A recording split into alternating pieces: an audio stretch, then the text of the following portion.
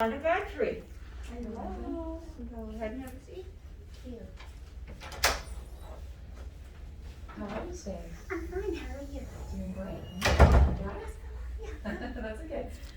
So I'm gonna start with your platform. Tell us about why you are choosing missing and exploited children as your platform.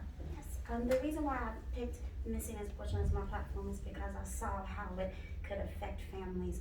I had a girlfriend and she had ran away from home and she was living on the streets for like 2 weeks, and her parents and everyone just discarded her. And so I took it, my initiative, to take her to my home without asking my parents, and I snuck her in the house and she stayed in my home with me for like a week, not knowing that my mother already knew she was there.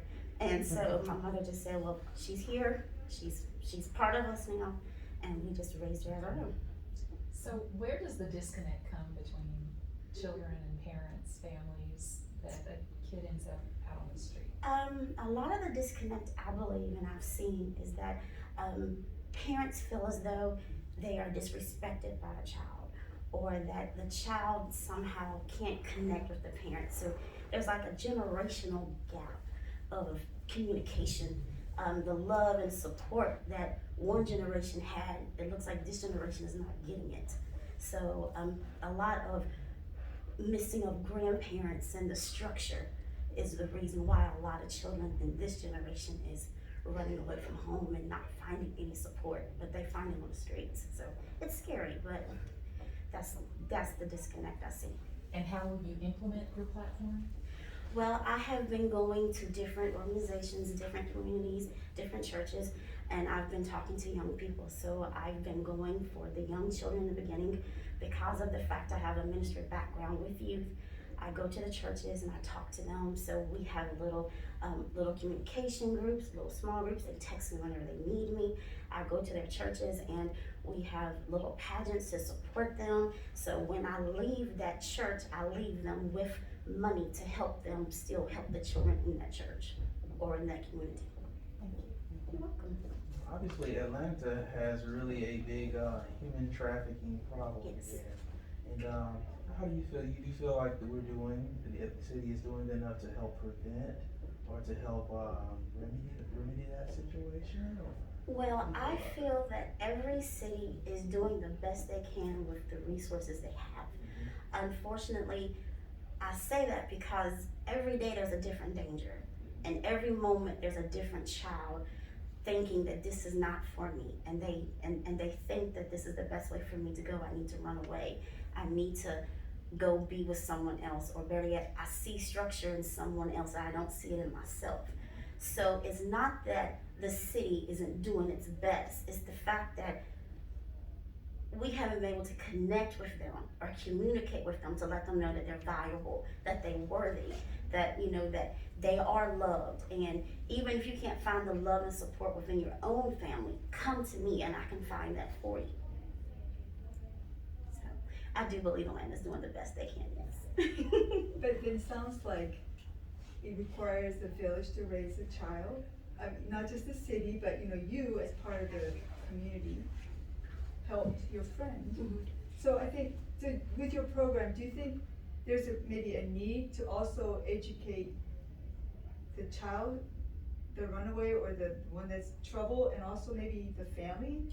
Yes. Because obviously there's a disconnect, maybe there's a lack of communication, expectations not being met, all that kind of stuff. Right, yes, I do believe that both of those areas should be looked at and should be dealt with. When I go with my group to see children, we have the child ID kits that they have. So we print them out and we have a fun day. So we invite all the children to come and we do their fingerprints. And then while we're doing their fingerprints, we ask them just little questions about themselves, like what color is your favorite color, and do you know your mom's name? Do you know your mom's address? And we put that all in a file. And then at the end, we give that to the parents. So if that child goes missing or if that child runs away, then there's something that they can give to the police department or to the federal department when they go searching for the child. So we have the fingerprints. Now, when it comes to families themselves, when it comes to the adults, I believe we have to do a one-on-one with the parents and tell them, listen, You need to remember when you was a child and now bring that to your child. Do you remember when your grandma taught you your address? Do you remember when your grandma or your granddad said, don't talk to this person, you can't go here? You know, I know you want to go and stay with Sally, but I got a feeling Sally's house ain't safe. So, you know, we have to tell that parent, remember when you was a child, and put that love and support to your child.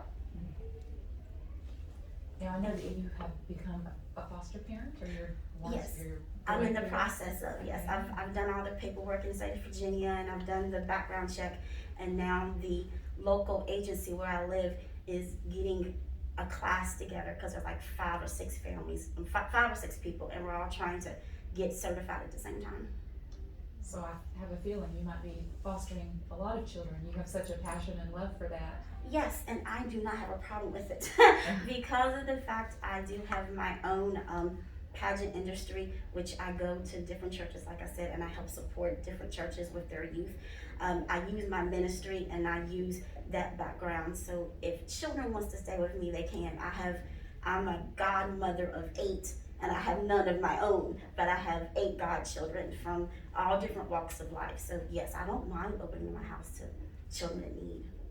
It is commendable that you're doing this, but I think that you need help. Yes. So I guess you have to rely on volunteers and maybe social workers? Yes, I do have a group of people who go with me. I call them my little clan, and about 6 of us comes together, and we go out and we put out posters to families saying we're gonna have a community day, and then we do a big shebang, cookout, everything, balloons and everything for children That's to good. enjoy. So you do have people willing to give their time. and Yes, effort. I do.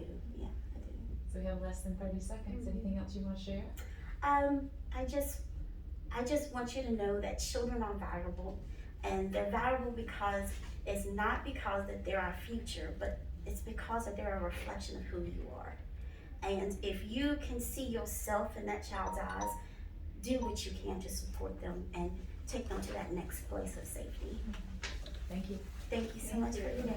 Time.